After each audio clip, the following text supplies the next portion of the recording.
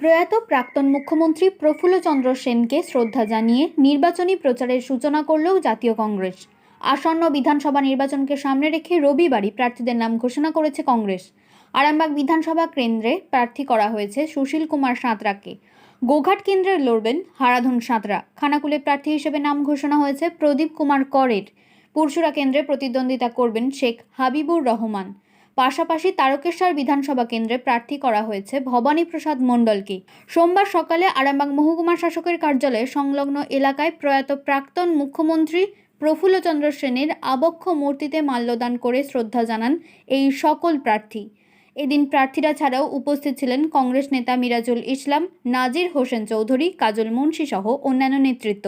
শ্রদ্ধা নিবেদন শেষে প্রত্যেক প্রার্থী নিজ নিজ বিধানসভা কেন্দ্রে গিয়ে নির্বাচনী প্রচার শুরু করেন, যার মধ্যে দিয়ে কংগ্রেস তাদের প্রচার যুদ্ধ আনুষ্ঠানিকভাবে শুরু করল।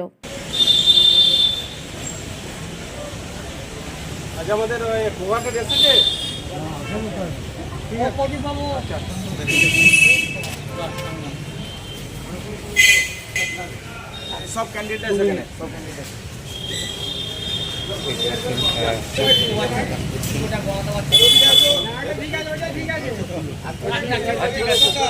পতাকা ফ্ল্যাগ থাকবে না, কোনো দলীয় কোনো ওখানে কিছু নয়, কোনো দলের কিছু থাকবে না।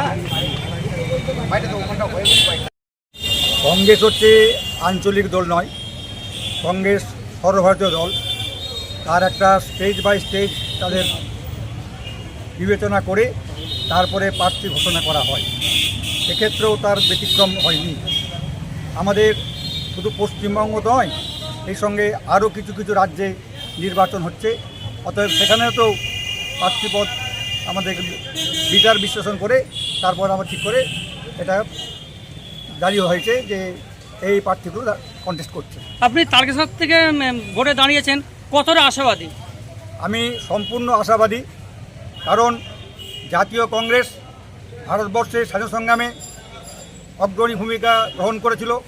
সেই সঙ্গে ভারতবর্ষের যে আজকে যে আধুনিক ভারত আপনারা দেখছেন, সেই ভারতের যে রূপকার যারা ছিলেন, পণ্ডিত জওহরলাল নেহেরু, লাল বাহাদুর শাস্ত্রী, ইন্দিরা গান্ধী এবং মনমোহন সিং, রাজীব গান্ধী, এই সমস্ত নরসিমহা রাও, এই সমস্ত ব্যক্তিদের যে উন্নয়নমূলক এবং গঠনমূলক যে কার্যকলাপ, তার ফলেই ভারতবর্ষ আজকে কৃষি, শিল্প, সাহিত্য, সংস্কৃতি এবং জ্ঞান বিজ্ঞানের দিক দিয়ে প্রথম সারিতে স্থান করতে সক্ষম হয়েছে।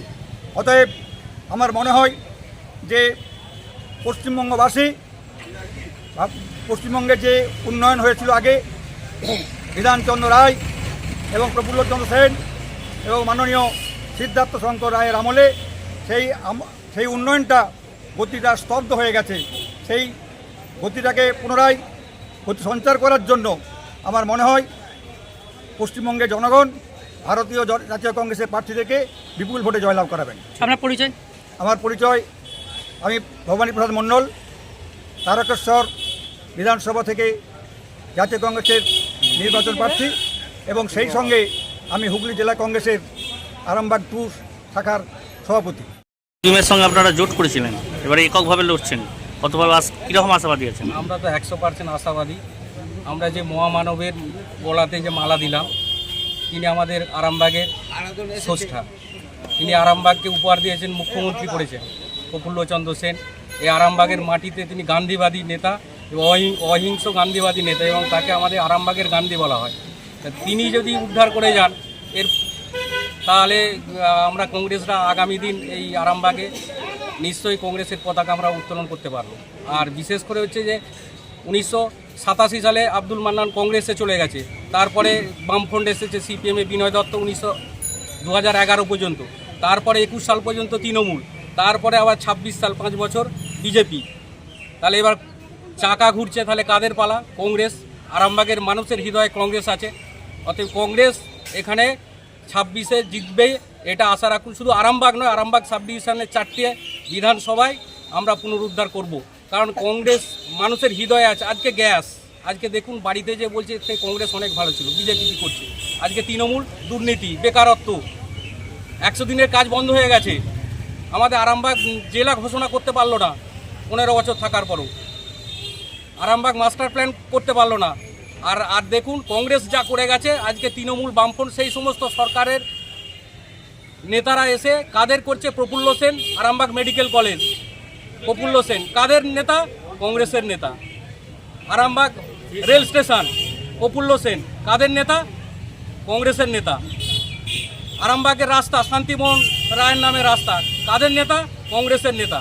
এনারা দেশকে মানুষকে দিয়ে গেছে তাদের সমস্ত সর্বোচ্চ উজাড় করে। তাহলে কংগ্রেস মানুষের হৃদয়ে আছে, আরামবাগের মানুষের হৃদয়ে আছে।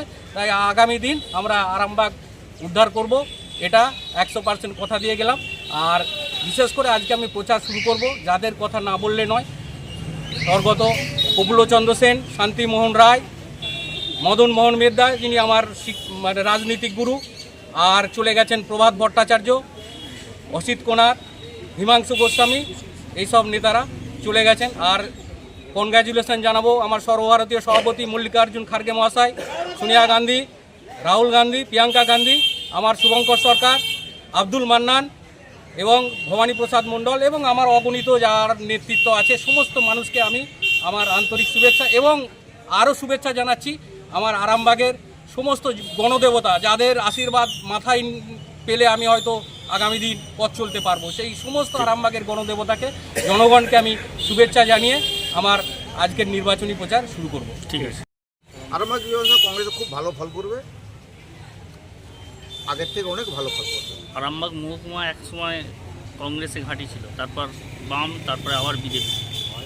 কতটা আশাবাদী আপনারা? না, বিজেপির এখন আর নেই। এই গ্যাস, তেল, অন্যান্য বেচা বিক্রি, দেশ বিক্রি, বিজেপির বাজার আর নেই। কি ইস্যু তুলে ধরছেন আপনারা? আমরা দেশের সম্পদ বেচার বিরুদ্ধে, দেশের সম্পদ তৈরি হোক তার পক্ষে আমরা। আপনি কোথাকার প্রার্থী? আমি পুরসুরা, কি নাম?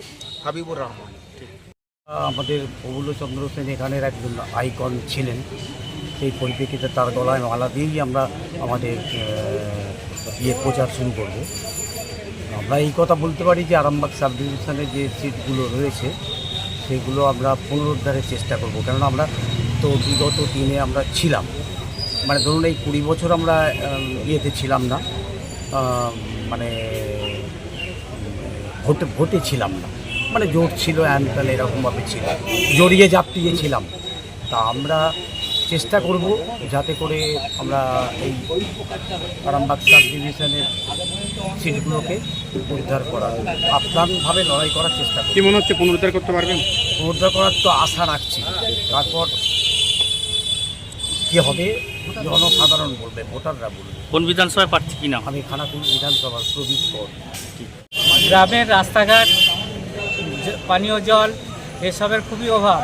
একটা গ্রাম তো, সেই উন্নয়নমূলক কাজের জন্য আমি গোঘাট বিধানসভা থেকে দাঁড়াচ্ছি। এর আগে তো জোট প্রার্থী ছিল, আপনারা এককভাবে লড়ছেন। কতটা শক্তি সঞ্চয় করে লড়াই করবেন রাজনৈতিক ময়দানে? না, আমাদের এখানে শক্তি আছে গোঘাট অঞ্চল, কারণ তৃণমূলের দুর্নীতি আর 1 নম্বর হচ্ছে বিজেপি সাম্প্রদায়িক, এই নিয়ে আমরা গোঘাট খুবই আগিয়ে। আমরা গোঘাট থেকে অবশ্যই আমরা জিতব। জিতলে আপনি স্বচ্ছ প্রশাসন একটা উপহার দিতে পারবেন হ্যাঁ, স্বচ্ছ গোঘাটবাসীকে? প্রশাসন একটা না উপহার সেই আমি আবার দেব। দুর্নীতি? না, দুর্নীতি আমরা যাব না, কংগ্রেস কখনই দুর্নীতি যায় না। কংগ্রেস চিরকালই স্বচ্ছতার নিয়ে রাজনীতি করে। আপনার নাম? হারাধন সাঁতরা। দেখুন, নাম তো 5 জনের থাকে সব জায়গাতেই, তার মধ্যে একজনকে চয়েস করে নেয়। আমরা আমাদের মনোনীত প্রার্থী পেয়েছি আরামবাগ বিধানসভায়, এবং আমাদের আরামবাগ মহকুমায় আমাদের কংগ্রেসের মনোনীত প্রার্থী যারা হয়েছে তাদের হয়ে আমাদের যুব কংগ্রেস সর্বশক্তি দিয়ে প্রচার করবে, এবং আমরা আশাবাদী যে আমরা একটা খুব ভালো ফল করব, এটা আমরা বিশ্বাস করি এবং আশা করছি। কারণ মানুষ কংগ্রেসের প্রতি একটা ভরসা রেখেছে। আপনারা দেখতে পাচ্ছেন যুব সমাজ, আপনার তো কংগ্রেস থেকে আপনি লিডারকে যুব সমাজের নেতৃত্ব দিচ্ছেন, এবং আমাদের যুব সমাজ কংগ্রেসের যারা মনোনীত প্রার্থী হয়েছে তাদের সঙ্গে আছে, এবং সর্বশক্তি দিয়ে কংগ্রেসের প্রার্থীর হয়ে প্রচার হবে, সেটা আমাদের রূপরেখা তৈরি হচ্ছে। আগামী দিন থেকে আমাদের আইটেম শুরু, প্রচারের কাজ আগামী দিনে আমাদের প্রচার শুরু হয়ে যাবে। আপনার নাম?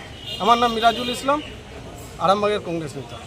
শীততাপ নিয়ন্ত্রিত অত্যাধুনিক রেস্টুরেন্ট ময়ূখ রেস্টুরেন্ট। এখানে পাবেন চাইনিজ, পোলাও, বিরিয়ানি, তন্দুরি সহ সমস্ত রকম খাবার। এছাড়াও কাস্টমারদের সুবিধার্থে হোম ডেলিভারির বিশেষ ব্যবস্থা রয়েছে। পাশাপাশি যে কোনো অনুষ্ঠানের জন্য ভাড়া দেওয়া হয়। আমাদের ঠিকানা খানাকুল হেলান সংলগ্ন তিলক চক। Phone number 8617492616 9732162360। সেরা খাবারের স্বাদ পেতে আজই আসুন ময়ূখ রেস্টুরেন্টে।